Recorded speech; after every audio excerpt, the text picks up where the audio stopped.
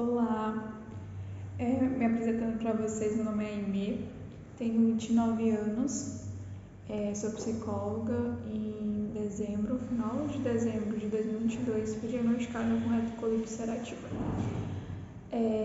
Eu quero fazer esse vídeo, fazer alguns vídeos no canal para mostrar para vocês o quão é difícil ter esse diagnóstico, muitas vezes porque a gente tem sintomas e, enfim, vamos em alguns médicos, que foi o meu caso, e diagnosticar outras questões, então nunca passou pela minha cabeça que seria uma doença crônica, tão grave como a retocolite.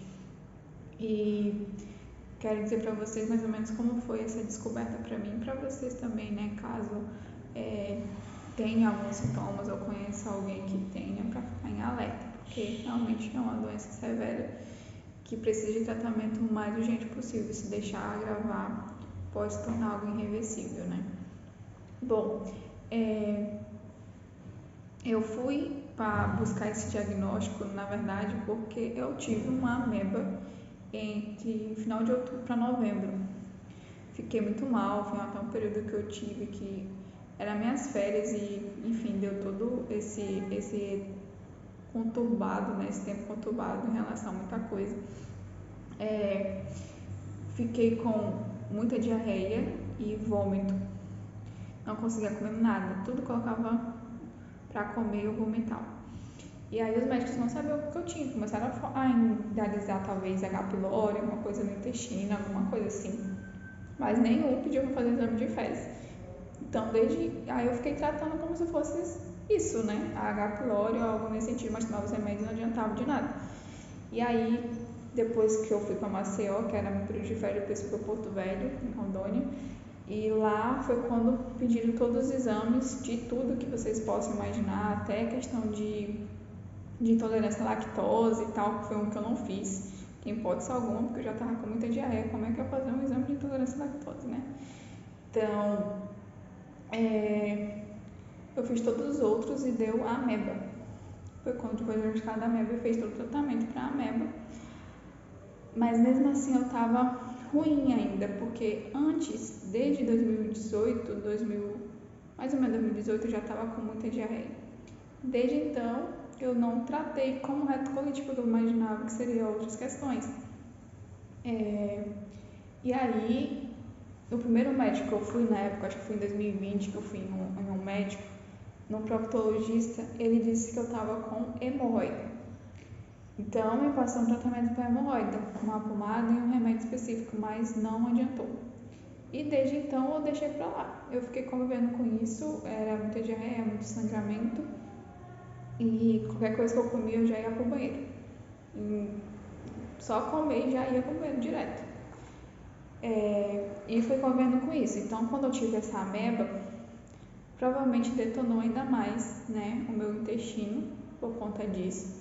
E aí um dos médicos que eu fui, nessa última vez agora em Porto Velho, o proctologista, ele falou: olha, eu acho que você está com colite. Aí eu falei: que colite, médico?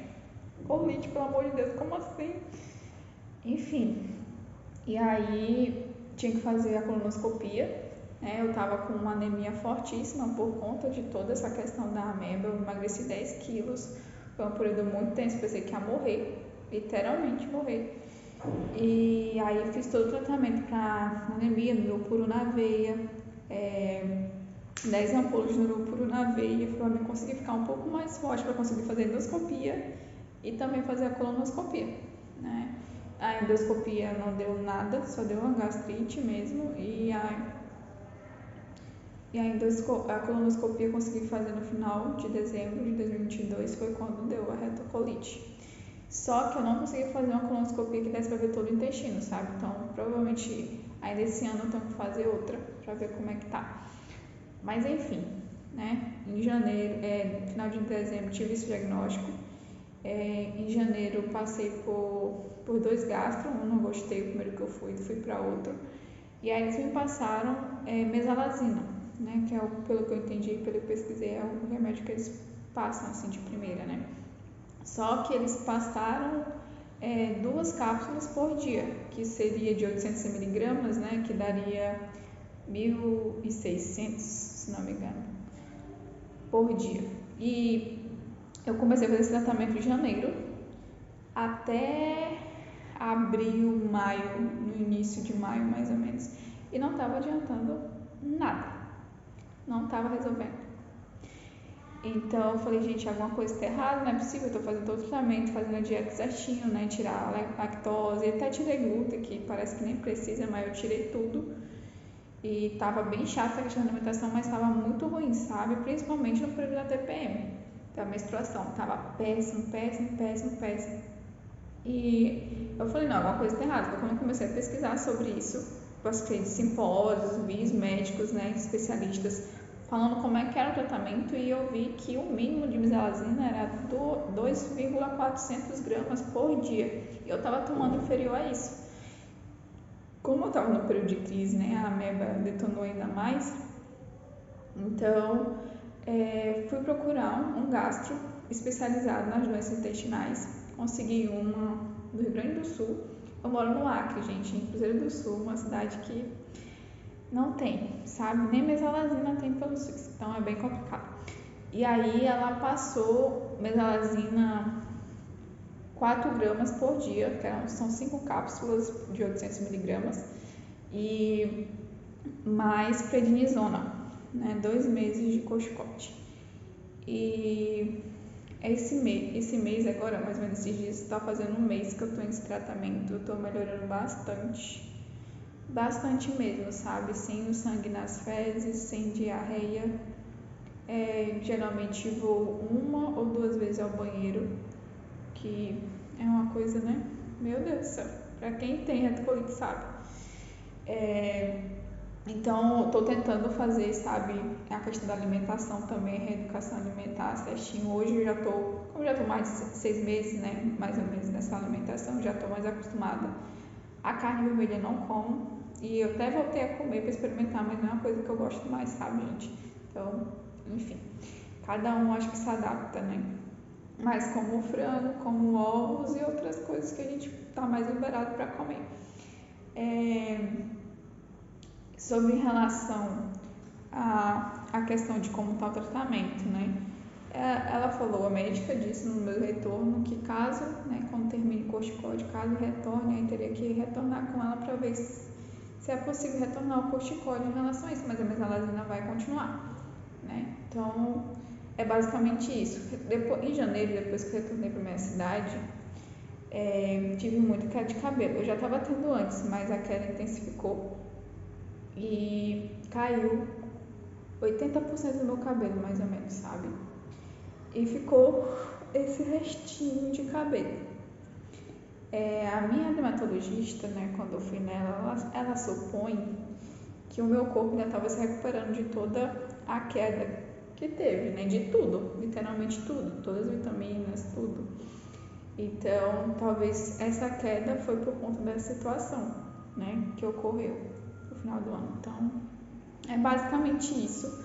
Eu estou fazendo esse vídeo para vocês entenderem o quão é importante a gente ir em vários médicos, não somente um. Porque no caso, 2020, 2018 eu tive o primeiro sintoma, mas pensei que não fosse nada. Então, em 2020 eu fui atrás de um médico. O que o médico disse? Hemorroida, sendo que não tinha nada a ver uma coisa com a outra, gente. Então, por favor, se vocês suspeitam de alguma coisa, vocês não acreditam em tal médico, vocês veem que está muito estranho, sabe, esse diagnóstico, vão em outro. Não façam igual a mim, que esperou aí ter mais de 3 anos, 5 anos ali para ter um diagnóstico e sofrendo horrores, sofrendo literalmente. E eu acho que se não fosse essa ameba, que eu não tivesse pegado essa ameba, talvez ainda estaria sofrendo até hoje, gente. Então, por favor, não sejam inconsequentes como eu, tá? Tô fazendo esse vídeo exatamente para vocês terem uma consciência. Se vocês sentem alguma coisa, diarreia, sangramento, já vão ao médico, já pedem exames. A colonoscopia, todo mundo fala que é horrível, e enfim. Mas só para quem já teve ameba, eu acho que pra mim a ameba foi muito pior, sabe? Então, o preparo é ruim? É ruim.